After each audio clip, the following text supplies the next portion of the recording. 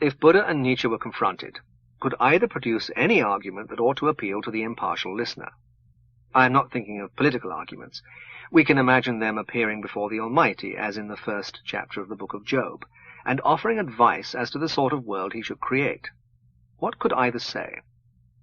Buddha would open the argument by speaking of the lepers, outcast and miserable, the poor toiling with aching limbs and barely kept alive by scanty nourishment, the wounded in battle, dying in slow agony, the orphans ill-treated by cruel guardians, and even the most successful haunted by the thought of failure and death. From all this load of sorrow, he would say, a way of salvation must be found, and salvation can only come through love. Nietzsche, whom only Omnipotence could restrain from interrupting, would burst out when his turn came. "Good heavens, man, you must learn to be of tougher fibre. Why go about snivelling because trivial people suffer? Or, for that matter, because great men suffer? Trivial people suffer trivially, great men suffer greatly, and great sufferings are not to be regretted because they are noble. Your ideal is a purely negative one, absence of suffering, which can be completely secured by non-existence. I, on the other hand, have positive ideals.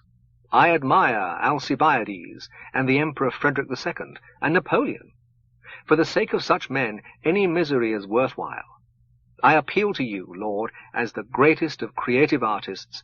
Do not let your artistic impulses be curbed by the degenerate, fear-ridden maunderings of this wretched psychopath."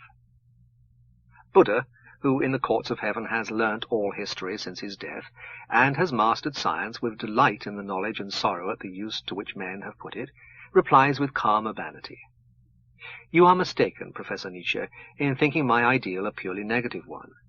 True, it includes a negative element, the absence of suffering, but it has in addition quite as much that is positive as is to be found in your doctrine. Though I have no special admiration for Alcibiades and Napoleon, I too have my heroes. My successor Jesus, because he told men to love their enemies. The men who discovered how to master the forces of nature and secure food with less labor. The medical men who have shown how to diminish disease. The poets and artists and musicians who have caught glimpses of the divine beatitude. Love and knowledge and delight in beauty are not negations.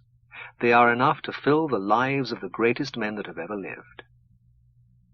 "All the same," Nietzsche replies, "your world would be insipid.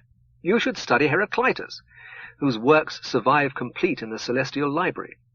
Your love is compassion, which is elicited by pain.